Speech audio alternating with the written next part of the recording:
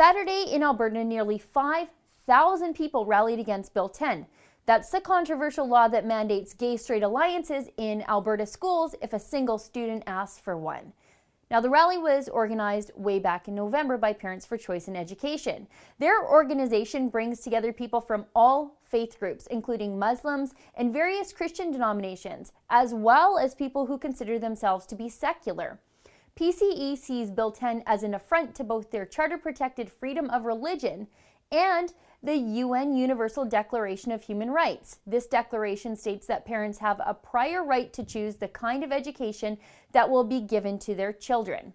Now, 5,000 parents, children, grandparents, and just people who believe in religious freedom and oppose the state overreach into family and educational choices rallied simultaneously, split nearly equally in numbers between the legislature in Edmonton and the McDougall Centre in Calgary.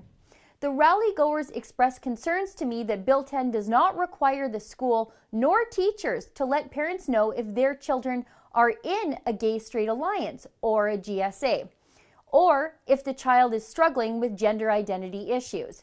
Parents and even some teachers say this damages the relationship between parent and child. Just listen. I'm a teacher, and I don't think that I would ever want to be in the position to withhold critical information from parents about their own children. I think that's fundamentally wrong, and I'm phenomenally opposed to it. I think it's very harmful to the children. Children are best served in the context of a family, and a family is the basic unit. So it's not the government, it's not the school. The family is the one that should be involved. And as my sign says, they learn best when the parents are involved. I don't think that the government should be doing blanket rules for everyone, when for sure we need to look at exceptions and deal with things as they come up, but I don't think it needs to be a blanket thing for all kids. I don't think it's beneficial to them, and I don't like the government saying that parents can't have a say in what's happening. The rally from the Parents for Choice in Education side was peaceful, tolerant, and kind. But the LGBT rights activists who were there to counter-protest quickly took to social media to paint these people as a hate group, lazily even using some of my own photos to malign the rally-goers. There was a lot of "this is what a hate group looks like" and "sad for kids that need a safe space from hate" tweets out there.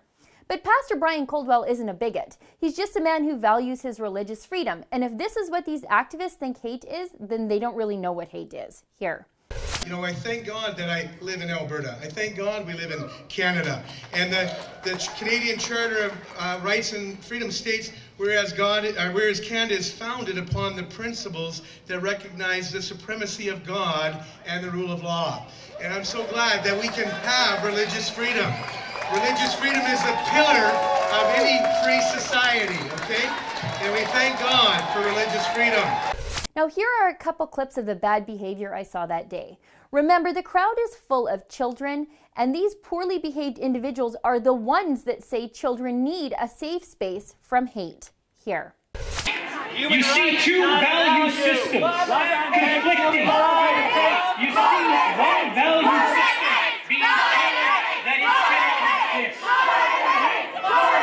failure to inform the parents contravene Articles 23(3). Now, this next one is particularly bad. It took place when Pastor Brian Coldwell was praying. Just watch. Them from the above, Lord, and that every knee one day will bow to our Lord Jesus Christ. So, Lord, we ask that you would just open the eyes here of each and every one. Now, no one in the vicinity of that obviously troubled young person had the good sense to tell them to quit shouting vulgarities in the presence of little children and old people, especially during a prayer. John Carpe from the Justice Centre for Constitutional Freedoms had some words for the crowd, words of bravery. Here.